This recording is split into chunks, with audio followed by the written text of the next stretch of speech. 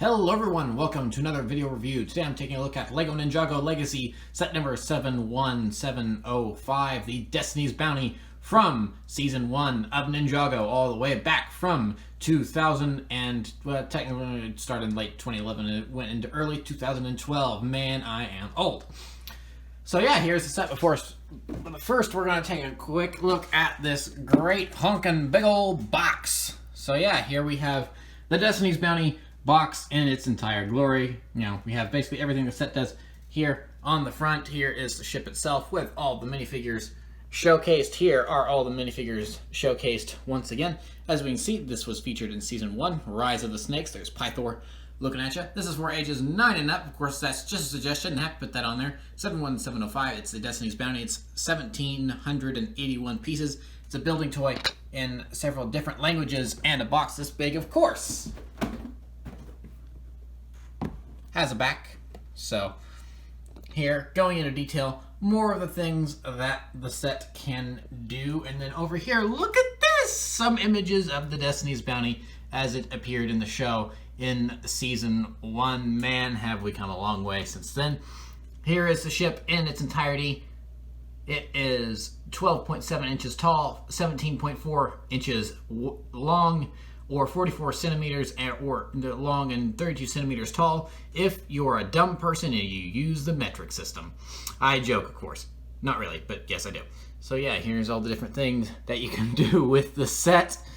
And yeah, it's all very, very detailed, very, very cool. But, you know, it is, at the end of the day, just a big old dumb box, because the real star of the show here is the Destiny's Bounty itself, the set that comes inside this box in the tiny little pieces that you use to put together into this magnificent ship. So yeah, let's go ahead and quickly look through the minifigures. I'm going to kind of gloss over them a little bit because a little over a year ago, well, actually, it's not more. It's more than just a little over. It's more like closing in on closer to 2 years at this point.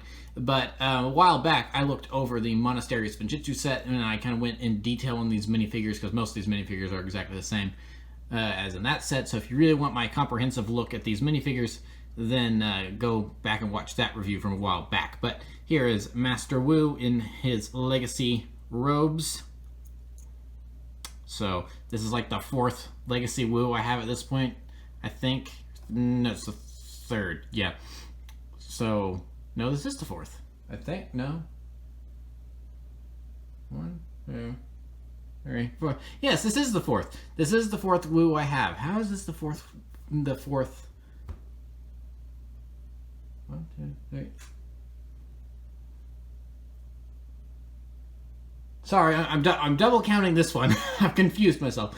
I'm double counting this one. This is the 3rd Legacy Wu I have. Buh. So yeah, it's Legacy Wu. Same Legacy Wu that I've looked over 2 other times now. So I'm not good at math. I apologize, people. Then here we have Kai, the Ninja of Fire, with the golden sword of fire. So this time the ninja come with these little sheaths and armor pads. So we'll just go ahead and take a quick look at the double-sided face. So yep, that's pretty much it for Kai. Here we have Zayn with his shurikens of ice. Again, having the little shoulder armor pad sheath there. Again, kind of reiterating what I said back with the Monastery Spinjitzu. I'm not a big fan of Movie Zayn's face continuously being used for current Zayn. It just kind of makes a mockery of his character, but it's not. It is what it is.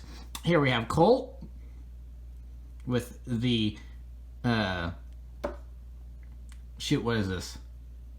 Scythe of Quakes. There it is. I was trying to think. It's not a staff. What is this? Yeah, it's the Scythe of Quakes.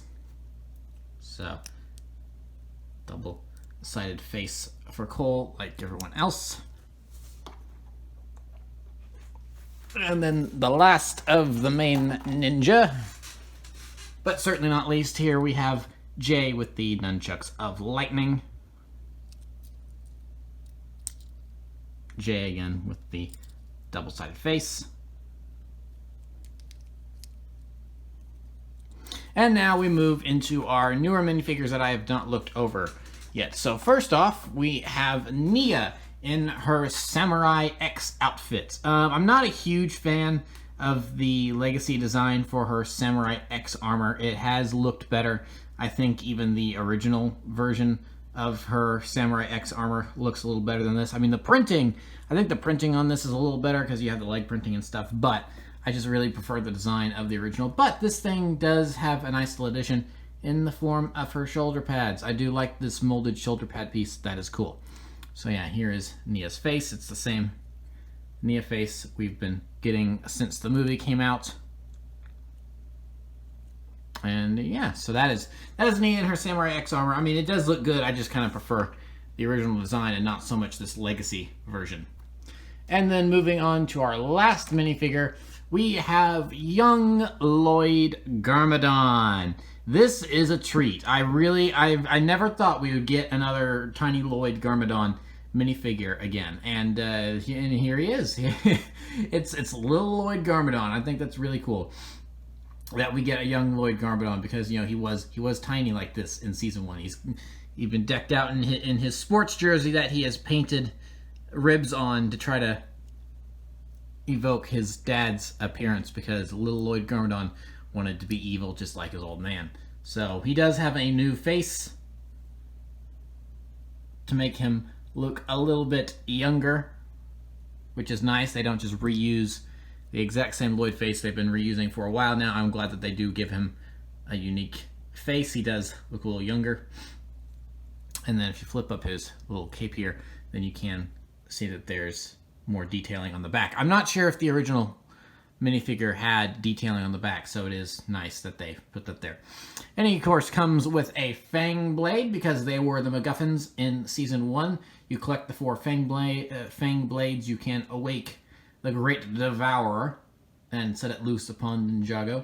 So it's nice that they included one in this set. Not really, considering that they haven't re-released a version of the Great Devourer set. I mean, well, technically speaking, they did with the Ultra Dragon, but the Great Devourer was not in that set. My guess is that if they do eventually release the Great Devourer as a set, it's just going to be the Devourer. There's not going to be anything else with it. So yeah, but since the Devourer isn't in the set, it doesn't make sense to really include all the Fang Blades, but I do like that they included one. So yeah, that's little Lloyd Garmadon. I really like him. He's a great minifigure. I like that, it's very, very true to the original design while still being updated for Legacy. I do have one complaint though, and that is the fact that I guess he's wearing gloves here. He does just have the black hands. I really wish that they had, if you have a whole bunch of spare minifigures lying around that are in the proper skin tone, you can easily swap his hands out. But the black hands here are just a little too, there's just a little too much black. I kind of wish that that he had already come with the yellow skin hands, just to break up the black a little bit. But as I said, if you got a whole bunch of extra minifigures lying around of like a bunch of generics that don't belong to specific characters, then you can easily swap out those hands for the yellow skin one. So it's not really that big of a deal. So yeah, that's it for the minifigures. Now let's take a look at the bounty itself. For right now, I'm just gonna do a big old hand swipe here, and I'm just gonna move all of these guys off to the side. So yeah, here is the Destiny's Bounty. I think this is the 4th mainline edition of the bounty to be included in NinjaGo, because we have the original Destiny's Bounty from 2012. Then we have the Final Flight of the Destiny's Bounty from 2015. Then we have the movie Bounty, and then there's this one. I don't think there's another version of the bounty out there. I don't think.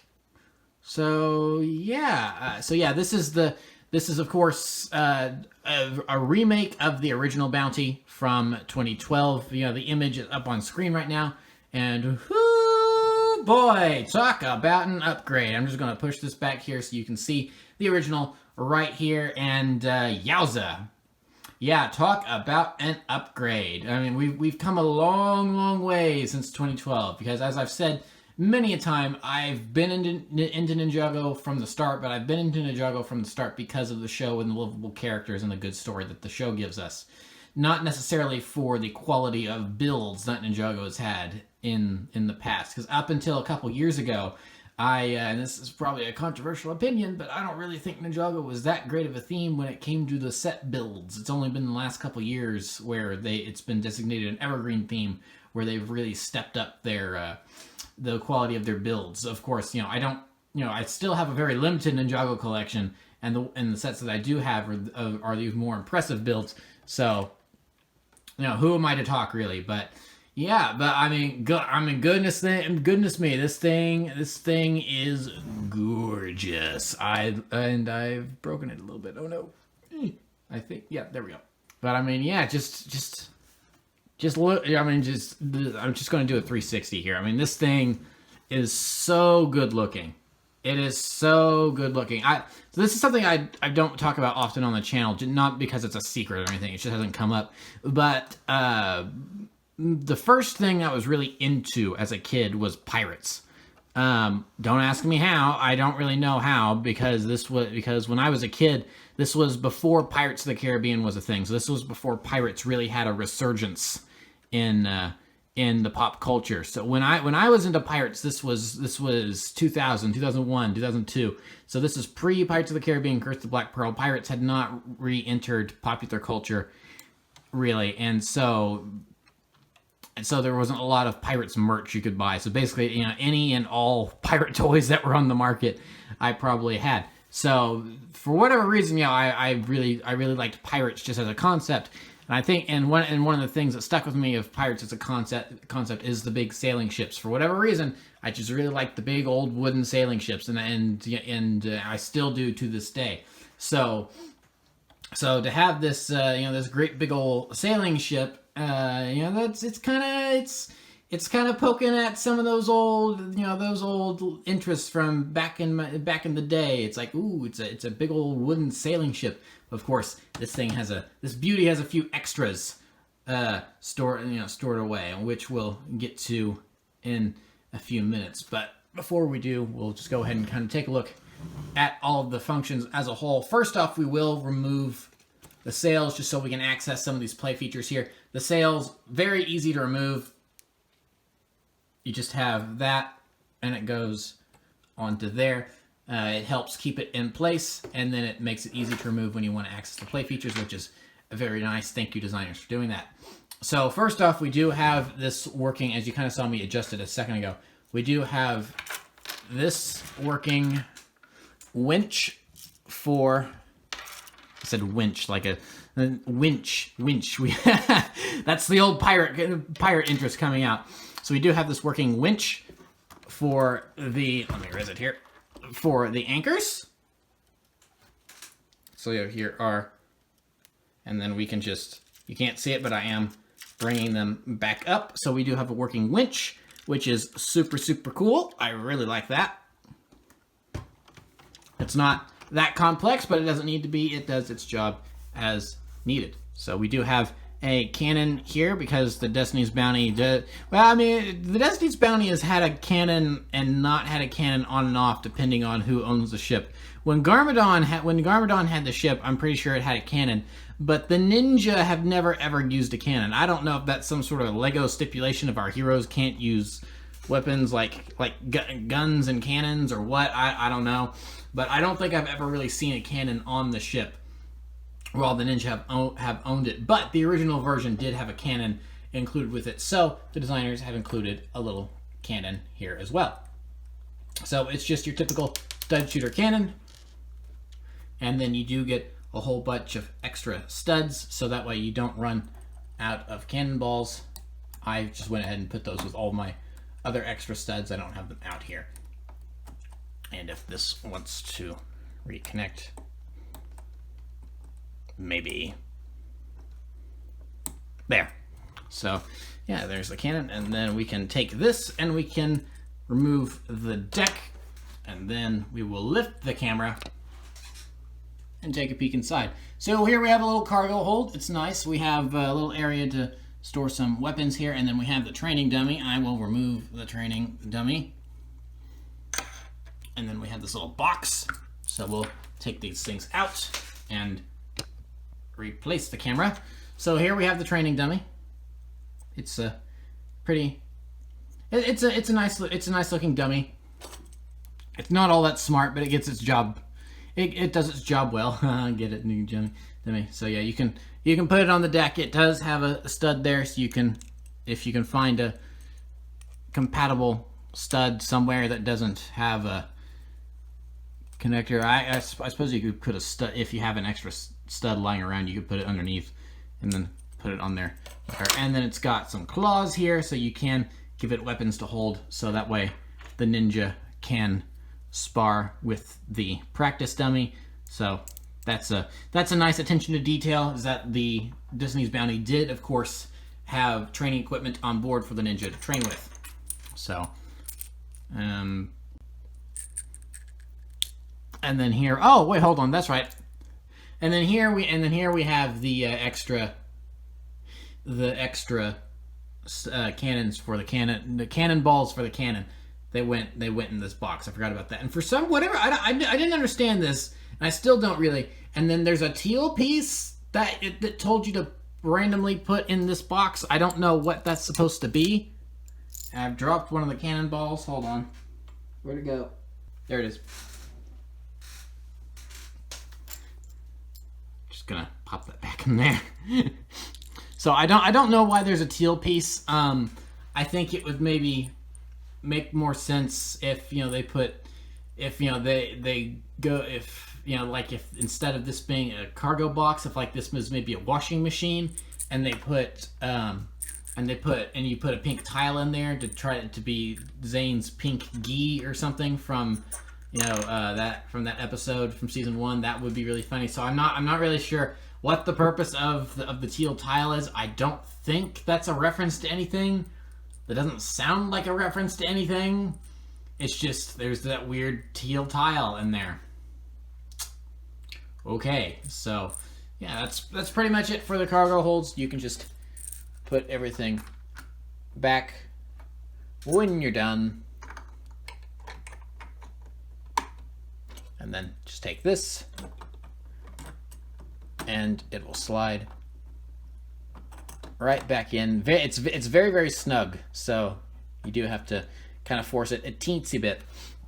And then and the nice thing is that since this does spin, it can get a little confusing about which end is which, but they're identical. So there's not one specific end that goes. There's not a front, there's not a back. If you get it turned around by mistake, it doesn't matter. It'll be fine. So because it can go either way. So next we will take a look at the command center. We'll move this off to the side first, and then here we have the actual command center right here.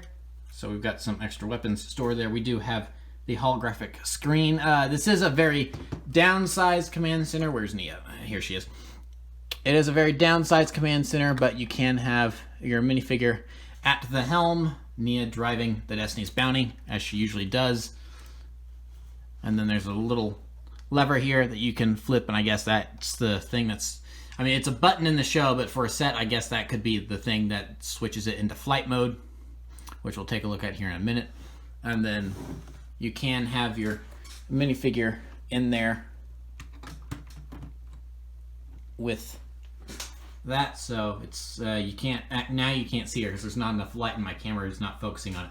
But yeah, you can have that on there. So we'll go ahead and move this over here because this whole piece opens up. So first what we want to do is we want to remove the roof. This is the roof. And then it's just like a Lego modular building, is that it just clicks on here and then you can remove it, and then you can position these however you like because they're on these little hinges.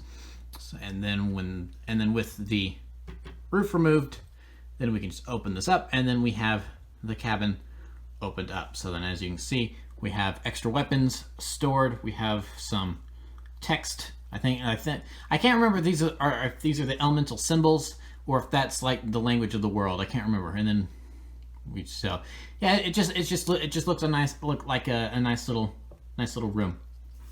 So it's a little more reminiscent of the main cabin from the movie Bounty than it is the show Bounty, but oh well. So, and then you can have scoot it back so you guys can see it, because the camera's raised up a little bit more than usual because it's a larger set. So yeah, here we go. So yeah, you can have your characters with their little room backdrop, which is nice.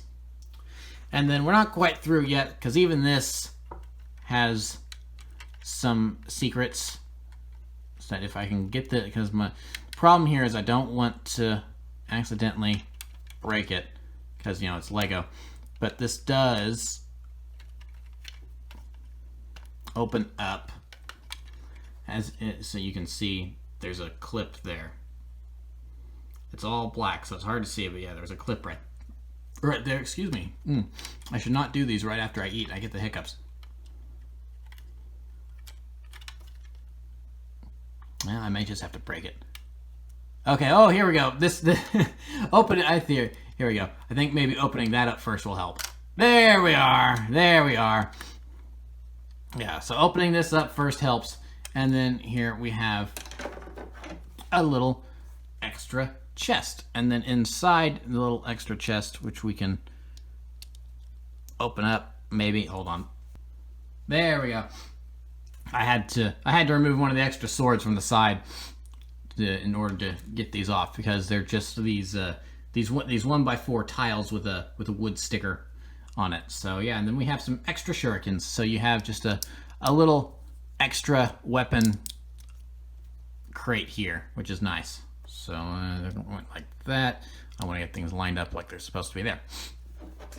And then this just clicks into there like that, and then when you're done, you can just click that back together, and boom. So yeah.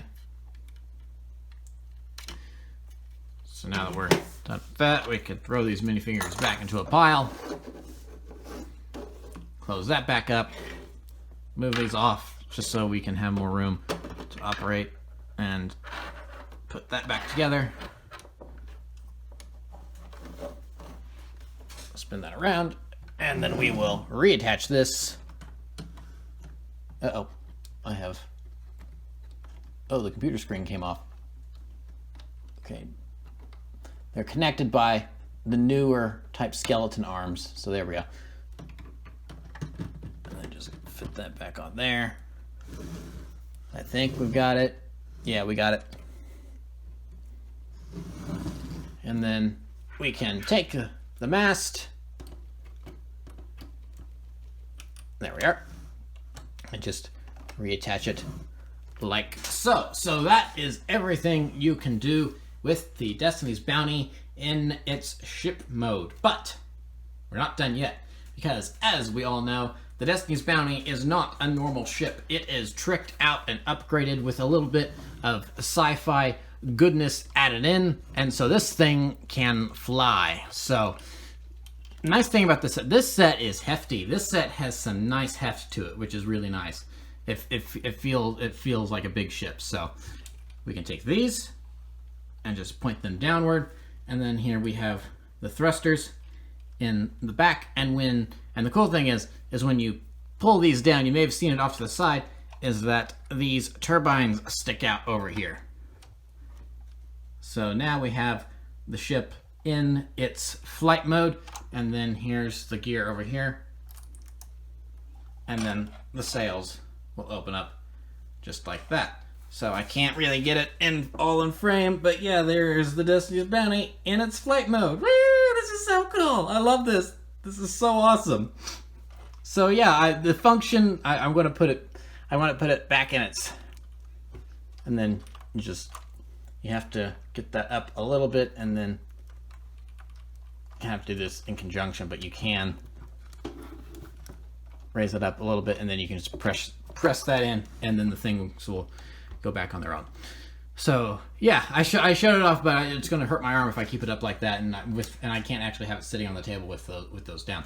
So yeah, I will though. I guess I can have those out. So yeah, that's pretty much it for the Destiny's Bounty. That's just kind of all those are all the things it can do, and you know it does a lot. It actually does a good bit. So we'll just go ahead and put some of the minifigures back on there. So yeah, this set is super duper cool.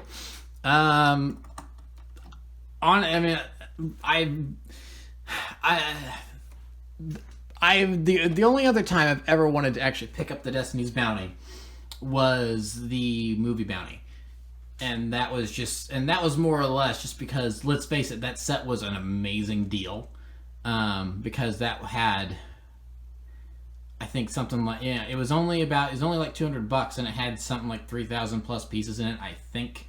So I mean, that thing, and it looked brilliant. I mean, like everything from the NinjaGo movie, it looked brilliant, even if the movie itself it was in was not. So I mean, I kind of wanted it just for that, but at the end of the day, it's like, yeah, it looks awesome, but it's from a movie I don't really care that much for. So I guess I'll go ahead and skip out at it. But then they unveiled this thing, and you know, like I said, you know, I've not been too impressed with the previous iterations of the Bounty prior to the movie. So it's kind of like, you know, the Destiny's Bounty is this really cool thing in the show. I really wish it would get some proper love in terms of set design. And lo and behold, thanks to NinjaGo Legacy, I think it's finally gotten some proper representation in set form. And I mean, this is just amazing. Oops, yeah. Okay, here we go. Let's put Woo on something a little more stable so he doesn't go flying off. There we go. So yeah, I mean this thing is gorgeous. I mean, this honestly. So here's the thing. This set is expensive. It's $130, which, you know, anything over about $60 ish, I would say, is expensive in terms of, well, really most anything. But you know, toys especially is like, if you're starting to So yeah, I don't know. Oh, that's why. Aha, I figured it out. So yeah, this thing is always, so since I put it together a couple days ago, this thing's always been a little wibbly wobbly. That's why it's been a little wibbly wobbly, because that was not clicked in all the way. So now it should sit a little more flush. There we are. Now it's just a matter of getting it on there. Come on.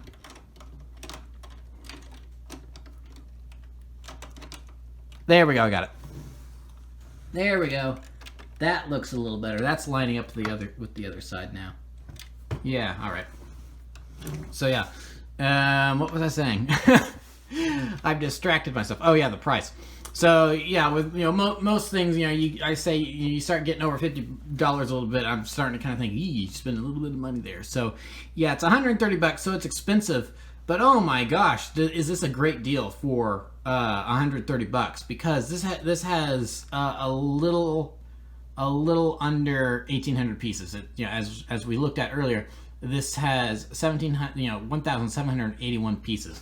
So this almost has 2,000 pieces, and it's only $135. NinjaGo continuing to prove that in terms of bang for your buck, this is this is a fantastic Lego theme, just in that aspect. Because honestly, it's just a little bit shy of 2,000 pieces. I would not have necessarily batted an eyelash if this thing cost $200 with just with the heft and the quality of the build here. I think this thing it's built very, very well. It's very large. I mean, we looked at the specifications, and I made that metric joke. I apologize to my Canadian and other worldwide friends out there watching this. But I mean, we looked at how long it is. We looked at how tall it is. You know, we know it's tall because I can't even fit all of it into frame at one time, and still have it close up enough to where you can see all the details on it. So I mean, we know this thing is quite large, and it's only $130. It's only $130. You don't often hear me saying something like, oh, it's only $130. Oh, hold on. Let's fix these and get them straightened out a little bit. There we go. Anyway, continue. It's only $130. I mean, you know, the price per part ratio here is fantastic because usually, I mean, you have exceptions, of course. Star Wars being, you know, is being a big exception. $80 for Grievous' Starfighter. What? Are you kidding me? What are you doing, Lego or Disney, whoever? But, you know, usually, you know, you kind of look at a Lego set, you know, depending on the pieces it has. Usually, you kind of look at a Lego set and you judge its price, what the price probably should be, by $10 every 100 pieces. So, you know, judging by this, you know, this could easily be $170, $108, you know, $170 to $200. And again, I think that would be a fair price because of the parts involved and just the massive build. I mean, just look at this dragon face. Just look at this dragon face. It's funny. A couple weeks ago, I reviewed Woo's Battle Dragon. I complained that I don't necessarily like brick-built dragon faces. I don't know, maybe I'm starting to change my mind on that a little bit in certain specific cases. Because I think this dragon head is really good looking. Now, it may also be I like the way this looks because it's not supposed to be a real dragon head. It's supposed to be decorative, and it looks decorative, unlike other brick-built dragon heads, which is supposed to be this is a real dragon head and it looks all fake and it doesn't look like an actual dragon head. So, but I mean, yeah, it's just the detail, all, you know, just the size of this thing, the different functions. I mean, we have a working winch. We have these sails that work, and they're not complicated functions either. It's actually all very simple. And I wish I could show off how, you know, other than, you know, tilting that back, because there is an internal mechanism. There is an internal mechanism inside that causes all this stuff for those to pop out when those go back, and then when you push those in, then they pop back up. But it's, you know, it's not complex. The designers on this set really know what they're doing and know how to make a great design with great functions. And it's only $130 USD, which I think is just fantastic. And I'm just now noticing that I built the dragon head wrong. Oops. Oh well. I don't think that's that big of a. Yeah, I built it. Yeah, so I have these pieces upside down from what they're supposed to be on the box, and I'm just now noticing that. Oh well. I don't think that's a big enough issue that I'm going to bother changing that. I think it looks fine as is. But I mean, yeah, so the designers did such a good job on this. You know, it shows, you know, all the different functions that they included. You know, adding in the training dummy, the cannon, you know, the different things in the command center. You know, it shows that you know, they'd have a lot of love for this thing, even though the writers of the show may not have much love for it, considering how often it gets destroyed. It's like, you know, if it appears in a season, then there's probably about a good 80% chance it's going to get wrecked. I think the only season where the bounty hasn't incurred any sort of damage whatsoever is maybe Tournament of Elements, because they get it souped up and then they fly it into battle in the last episode, and it doesn't make any appearances prior to that. So I think that may, because it, you know, it at least takes damage in possession. I think it gets destroyed again in Skybound. It's been a while. I know that they don't use it heavily in Skybound. It's there at the beginning, but I think or does it get impounded or something? Something happens to it to where the ninja can't utilize it in Skybound. But I mean, the Destiny's Bounty goes through so many different modifications, so many different redesigns, and so many different crashes. It is actually kind of hilarious that you know, the different appearances for the bounty sort of kind of have these canonical excuses because of how often the thing gets just totally wrecked. And then spoilers for season 13. Yeah, I mean, I think it's actually going to be airing in the U.S. pretty soon, which is good. But it shows, this version of the bounty actually shows up in the first episode, and it gets damaged. It doesn't get destroyed, but it does get damaged. So that's just hilarious. So yeah, it's clear that the designers put a lot of tender love and care in designing this thing, and I think it really comes through. And I think this is a fantastic set, with the exception of my modular buildings. I think this may be the largest Lego set I own in terms of piece count. Again, with the exception of the modular buildings. The only thing that would maybe come close would be like some of the old Star Wars stuff I had, like the Republic gunship or the Clone Turbo tanks, because yes, I have 2 of them.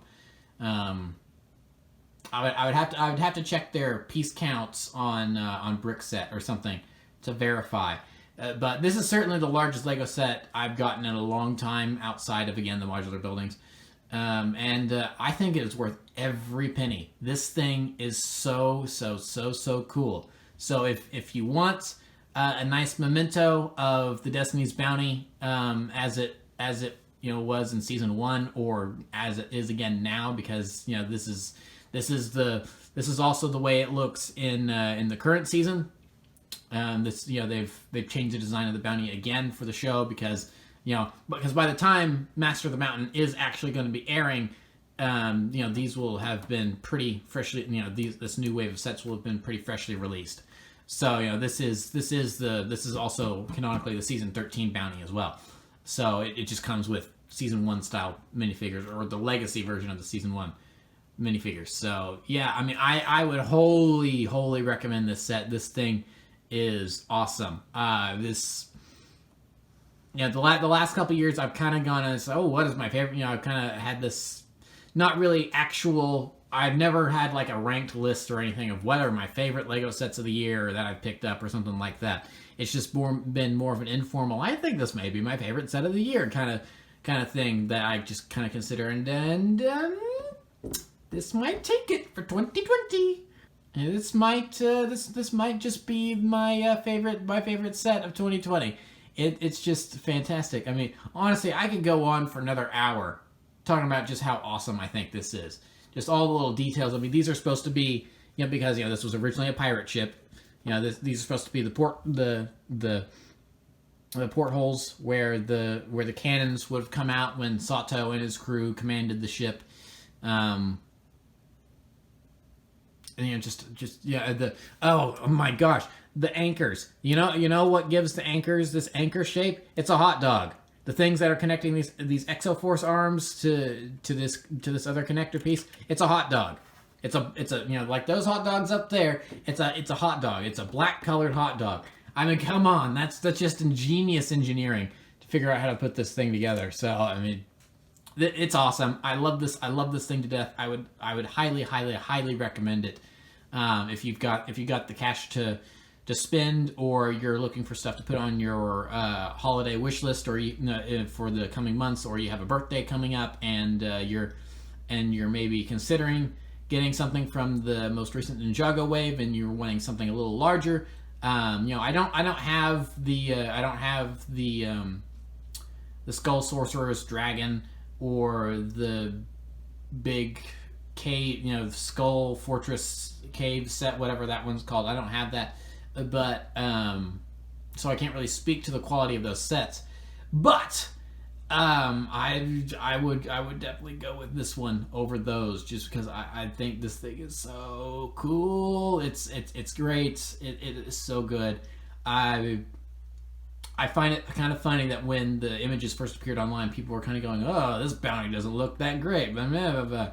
Now that seemed like there were some complaints about it. I think this thing is fantastic. This is, again, don't have the movie bounty either, and that's based on the movie. But in terms of show bounties, that one, because it was also it was a set that you could buy in stores, so it wasn't a Ultimate Collector's Series set, but it was closer in quality to one of those sets.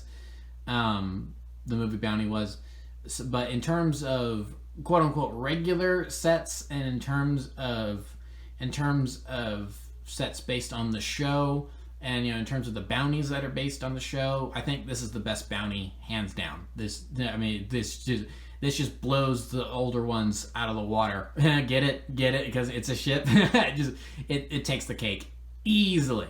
And then that's when my Colt minifigure turns towards me and says, "Cake? Does someone have cake?" So, yeah, I would highly recommend this set. I think it's great, and that will be it for this review. So, yeah, thank you for watching. Remember to like, subscribe, and still want to say comment, Forza Habit, and check me out on my social media platforms. Those links are in the description below, and I'll see you guys next time. So, thank you for watching. Goodbye.